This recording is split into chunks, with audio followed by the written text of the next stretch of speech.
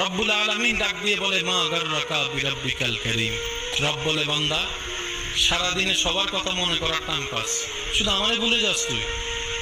আমার জমিনে থাকস, আমার দেওয়া রিজিক খাস, আমার দেওয়া নিঃশ্বাস নিয়ে চলস তুই। আমার পক্ষ থেকে মুয়াজ্জিন আমার নাম ধরে ডাকে, তুই একটু আমার দরবারে হাজিরা দেওয়ার টাইম পাস না।